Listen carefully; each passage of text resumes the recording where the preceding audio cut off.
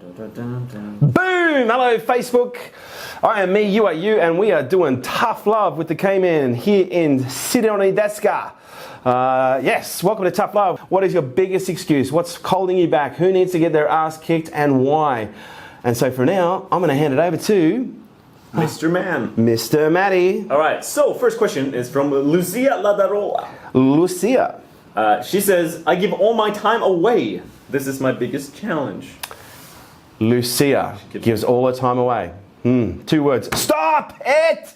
Oh my God, what are you, fucking friend-touring professionally? See, here's the thing. One of the things you've got to start to realize is, you know, self-worth is not self-worth is never depicted by how other people see you. Self-worth is depicted by what's coming from within you. And if you give yourself away for free constantly, if you are constantly friend-touring, I think we've got the cities there, thank you. If you are constantly giving your time away, if you are constantly friend-touring, and friend-touring is when you mentor your friends for free, happens a lot. And, you know, a lot of people want to be a coach, and so they think the best way to become a coach is to start giving their stuff away for free. And that's not a bad way to start, but it's a fucking terrible way to finish because you're not a charity, okay? And there's no amount of poverty that you can acquire that will help you change the world. And if you really are serious about doing what it is that you do at a very high level, I'm curious to know from you, what the fuck is stopping you from actually charging from it?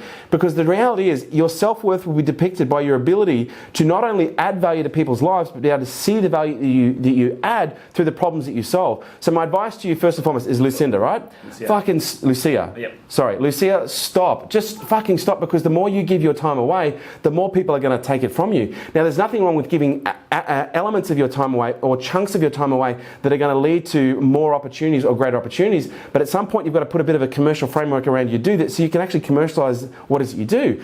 And you might think, well, I might piss off all these people I'm helping for free. Then you need to live by the law of lesser pisses. Now, we've got two choices in life, you know, or the law of lesser pisses states, if you have to choose between pissing someone else off and pissing yourself off, always choose the other person, because you don't have to live with you, okay?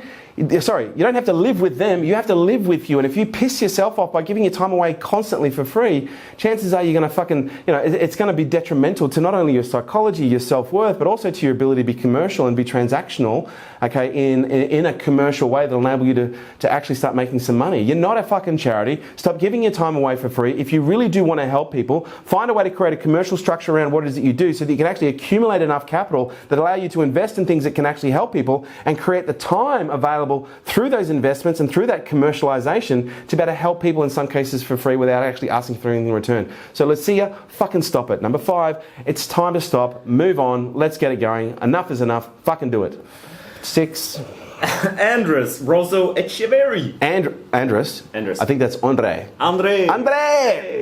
Hola, ¿cómo está? He says, Kerwin, I don't know how to sell. Well, fucking, who in this world was ever born knowing how to sell? My advice to you, Andre, or it could be Andres, but let's just call you Andy. Learn, my brother. Like, we've got a whole bunch of videos that are out there for free where I can friend tour you on learning how to sell. You know, the reality is when it comes to sales, this is an incredible skill that can be learned, but it's also one of the most important skills that need to be learned if you want to be entrepreneurial, in my opinion. You know, when it comes to being an entrepreneur, one of the most important things you need to know how to do is you need to know how to influence people in a positive way to get them to do things that they would not necessarily do without a little bit of persuasion. Now, I'm talking ethically and morally here. And the way that people sell will often be bound within their moral compass, often be bound within their ethical compass. And for me, the process that I use It's a sales matrix process that we teach people how to use through our program called Nail It and Scale It, where we actually teach people how to morally and ethically use persuasion in a way to help people sell. Now, a few tips that I'll give you, Andre, in order to learn how to sell at a high level. First things first, you need to learn how to identify what people's problems are, but you also need to learn how to identify the cost of those problems and the other areas of impact that those problems are having on people's lives, because that in itself is going to create the case. That in itself is going to build the value around the solution you may have. But what I will say to you is, look, we live in an age where, you know, there is so much information available. You know, there's a great book that I'll recommend to you. It's called Pitch Anything by Aaron Claff. It is probably one of the best psychological journals of understanding how to use persuasion in an ethical and moral way in order to increase your ability to influence people in a positive way towards sales in some sort of a commercial process. But sales to me is the ability to transfer knowledge. Sales to me is also the ability to transfer energy. But sales to me, most importantly, is the ability to identify what people's problems are that you can actually solve, and your ability to be able to look at those problems, identify the commercial value. So what is that problem costing someone? What other areas of their life is it actually impacting? Because that in itself sets it up for you to bring in a solution, because there's got to be a significant amount of pain in place for someone to actually take a specific action. And this is, one of the things a lot of people, one of the reasons that people fail in sales, two reasons. Number one, people are afraid of being rejected. We are mammals, and as mammals, we are herd animals. We like to congregate in groups, and one of the greatest fears for any mammal is being kicked out of the herd, because that means we're vulnerable. And so in a sales environment, you've actually got a lot of primal wiring that is working against you. So first things first, you've got to work on your fear of rejection, which is actually learning how to not give a flying fuck. Number 7, about what it is that people think about you. That what people think about you is none of your business. But also the psychology that I use when I'm selling, and again, I know this can rub some people, who have a limited psychology and a limited consciousness in the wrong way. But I almost treat like what I'm selling as a cure for a terminal illness. A lot of people don't realize that. I'm in the world of business. I help people I actually save businesses, and one of the things that I do when I help businesses grow, or if I save a business, is I help them become more commercial. I help them make more money. I help them make more revenue. I help them make more profit. Because what people don't realize is if they don't make more revenue, if they don't make more profit, if they aren't more commercial, then they're going to fail. And if they do fail, the consequences and the fall of that can be divorce. Okay, it can be dysfunction in a relationship. In some cases, it can even be suicide. So I take this shit very seriously. Okay, I don't sit there and try and sell for the sake of trying to make a ton of money. If you look at my life, it's very evident that I'm not driven by money. I live in a humble house. I drive a nice car, but I don't I'm not wearing expensive watches. I'm not dripping myself in diamonds. I'm focusing on delivering value to produce income that I can then use to reinvest to continue and expand and build the mission. But one of the most important things you need to deal with is the fear of rejection. And that is going to be the number one thing that's going to be driving. And the second thing that you've got to learn how to deal with is learning how to deal with, which is rooted in the same concept, is learning how to create discomfort in another person in a moral and ethical way to help them move. Because write this down. Tension is the chemistry of sales. If there isn't a level of tension in a sales process, people aren't going to move. And oftentimes when someone is selling to another person, the moment they start talking about their problems and they can see levels of discomfort coming up in another person, the first thing they do is they start going, oh, I can feel this situation's getting a little bit tense. That's actually a fucking good thing. Number 8, that is actually a good thing. Tension is a good thing in a sales process, because when tension is there, the tension's number one goal is to be resolved. Okay, and if you are resolving the tension by telling someone that, oh, don't worry, it's not too bad. Oh, look, don't worry, the person I spoke to yesterday was far more, in a far worse off position than you. You're resolving the tension, through socialization. You want to be resolving the tension through a transaction. And again, making sure it's done in a moral and ethical way, whereby the tension that you're building is focused around the problems that they have that you can actually solve, not hypothetically, actually solve. And you solve that tension, or you solve those problems, and you resolve that tension through the process of the transaction. You start talking about someone's problems, they start feeling very uncomfortable. You allow them to experience that discomfort at a very, very high level, to the point where when you offer the solution, they then see the solution as a way to feel better. Versus you seeing that tension as something that is negative and trying to resolve it by telling them that it's okay, by cracking a joke, or by doing something that will resolve the tension that's not going to be done necessarily to actually move the conversation forward towards any form of progress, whether it be through the delivery of a solution, or some form of a service. So first things first, mate, learn how to fucking sell. Work on the primal wiring. Buy the book, Pitch Anything by Aaron Clough, and just fucking get on with it, mate. Because honestly, in this day and age, there's really no excuse. Because I don't know anyone that was born a great salesperson. And I don't care how many fucking people out there go, oh, I was born a great salesperson. Yes, you may have been born, but it doesn't mean that you were born a great salesperson. You might have learnt the psychological and the physiological and the biological cues that have made you more persuasive, but everything is a learned skill. And sales is one of those skills you can teach it to anybody. You've just got to have a desire and a willingness to learn. Andre, get the fuck on with it. Number 9! A lot of people want you to, they're like disappointed you're not coming to America on this tour. I'm not coming to America yet, but hey, what if I told you I might be coming to America very soon? Oh my God, that'll be amazing. Maybe even, whoa, fucking hell, we're so excited that the camera's falling down.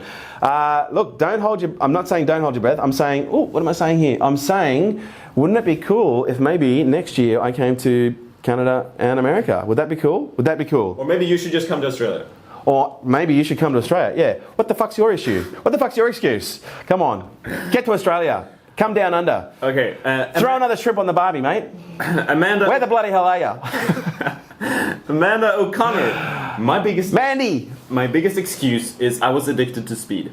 I've been clean over a year, but I can't seem to get my energy back. I try vitamins, but nothing helps. Wow. What's her name? Amanda. Amanda. Well, Amanda, just so happens at the age of 19, I actually got addicted to speed as well. And it was probably one of the most troubling times of my life, but it was also one of the most rewarding times of my life, and that is right on the edge. So here's one of the things that you need to understand. By introducing a substance like speed into your body, you've actually you've started to reset the way that your neurochemistry starts to work. And one of the things that you need to understand, one of the reasons I was so attracted to speed, and this is going to be really interesting, and again, I was 19 when it happened, I was addicted for 9 months, and then I got myself clean. Thankfully, I didn't have to enter rehab. I just, through the pure desire and my sheer will to become a better person, I was driven to clean my act up and get myself healthy. But one of the things that actually attracted me to speed is I always used to have energy issues. I was a very low energy child.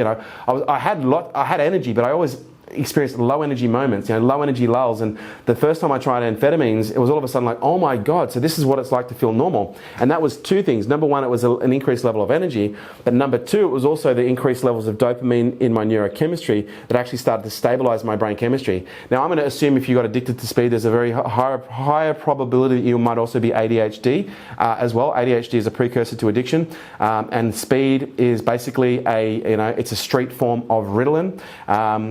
And there's not actually a great deal of difference between the two, apart from one being pharmacological, made in a made in a lab, and the other one's made in a fucking basement. But the chemistry is very, very, very similar, apart from maybe one or two methyls. Or one methyl, I can't remember exactly. But anyway, my point being is, I don't know, how long was she addicted to speed for? She didn't say. Didn't say. But there's a very high probability that, if you use speed for an extended period of time, you actually started to adjust your neurochemistry to the point where now that you've been clean for a year, yes, clean for a year. You're clean for a year. Your chemistry, your neurochemistry is actually still resolving itself.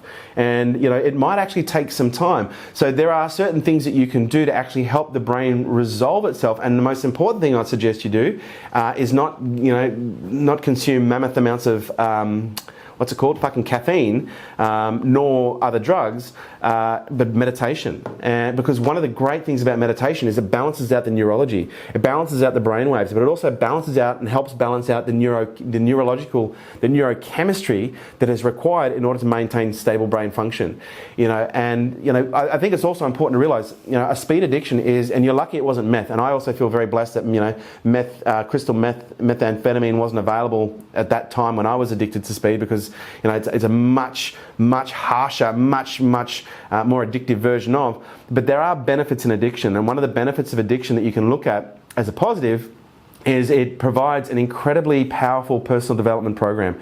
Anyone who, and by the way, I think 99% of most people are addicted to something. I think everyone's an addict. It's just to me, addiction is a spectrum. Everyone is on the spectrum, and the level of which you're on that spectrum is determined by how your brain developed based on the level of, how your parents demonstrated regulation, the level of trauma that you're exposed to, pain, and other forms of, environmental chaos as well. And in some cases, genetic. But genetics appear to be playing less of a role, not no role, but less of a role in addiction than what the environment itself does present when it comes to the neurological development of the brain.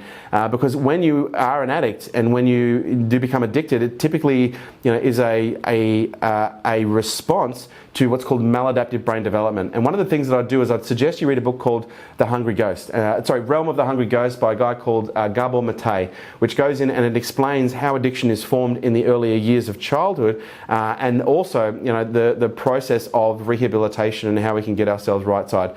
But one of the things I'd say to you, what was her name again? Amanda?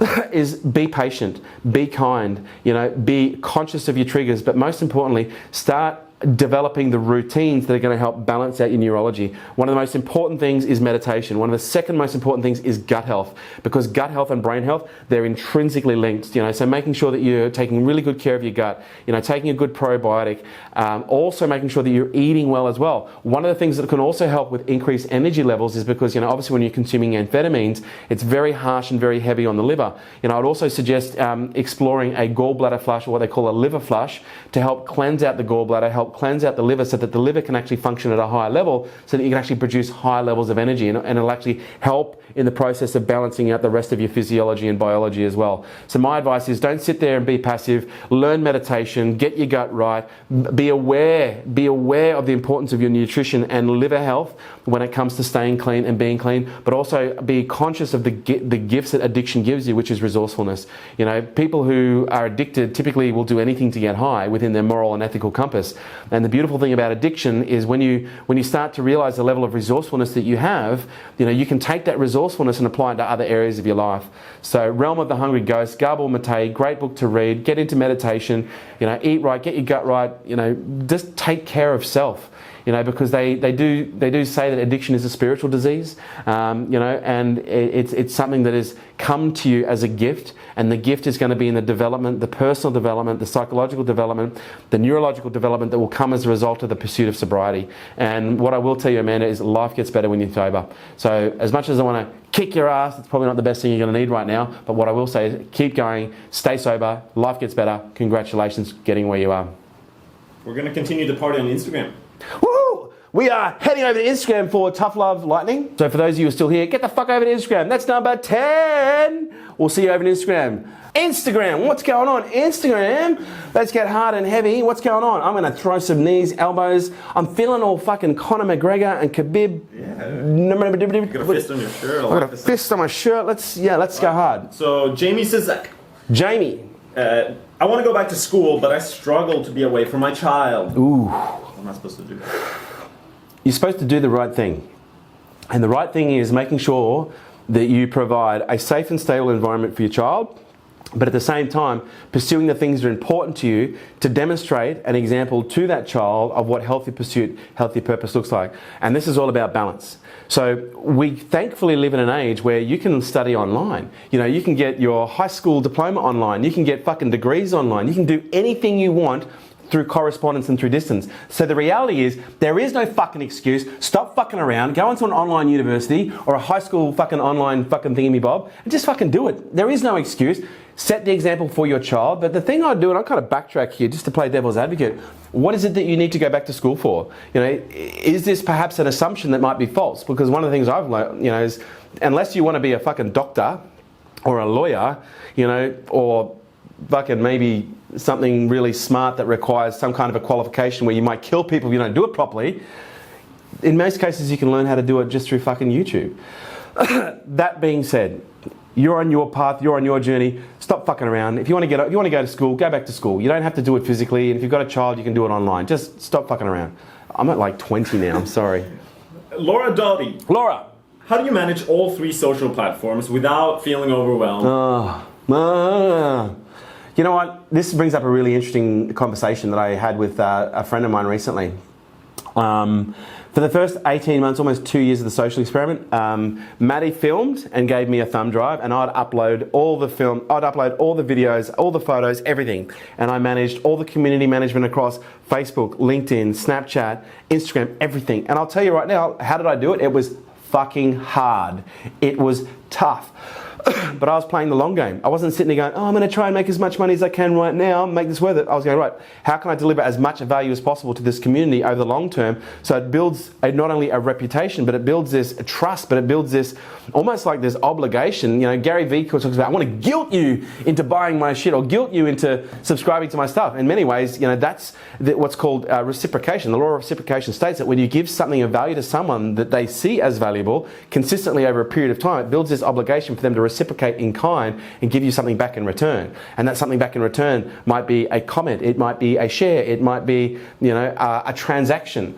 But the reality is, if you're looking for the fucking easy button, it ain't there. And I was doing this at a business that was already at scale. I wasn't, you know, doing it in a business where it was just like, oh, it's just a one-man band. You know, we're already a multi-million-dollar business. You know, starting out, people go, well, I've got so many things to do. Dude, I fucking get it. I get it. But what choice do you not have? The only thing I would say to you is double down on the platforms where you're going to get the highest levels of engagement for the business that you have that will give you the greatest levels of return.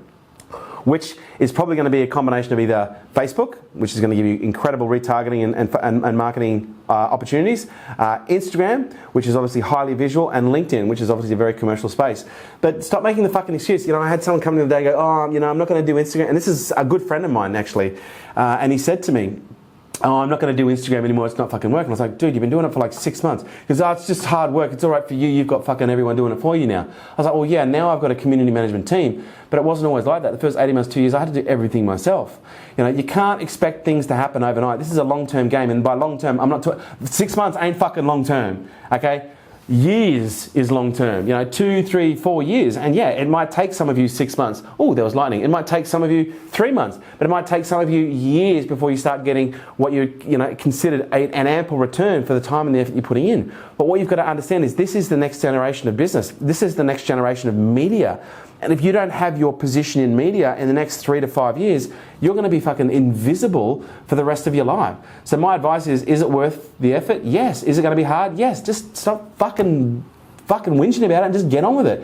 It's possible. Why? I've done it. I'm not sitting here saying that I had a whole team from the beginning doing it. I didn't. I had to do it all myself. So stop fucking around. Get it done. That's 21. Wow. All right, Sue Leons. This might be our final question. Hey, Sue. It's a bit of an excuse. She says, my biggest excuse is that I think I am damaged.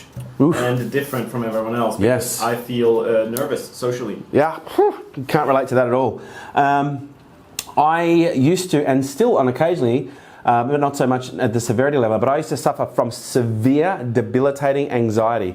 Not just at a social level, in social situations, it was amplified tremendously.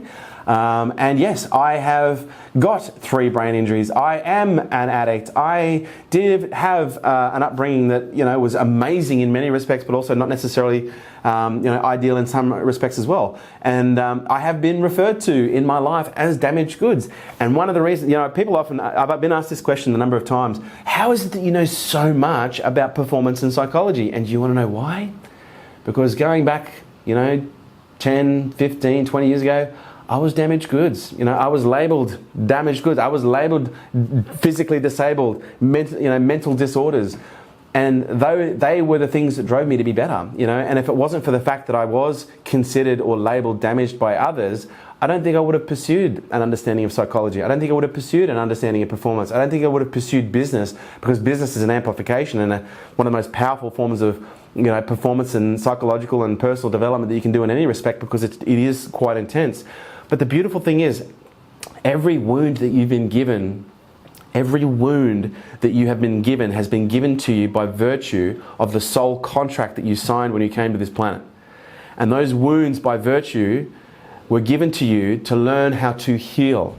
And through the process of healing, which requires work, which requires development, which requires practice and application, that will equip you with the skills that are required and the experience that's required in order for you to fulfill your purpose in this world. It's not a bad thing, it's a good thing. Embrace it, love it, and just get the fuck on with it. You ain't damaged goods. Here's the thing, we're all broken. And that's what lets the light in. Leave that with you. Hit the love heart button like a fucking, like a whatever that is. And say hi to your mum for me. Love you loads. See you soon. Bye-bye.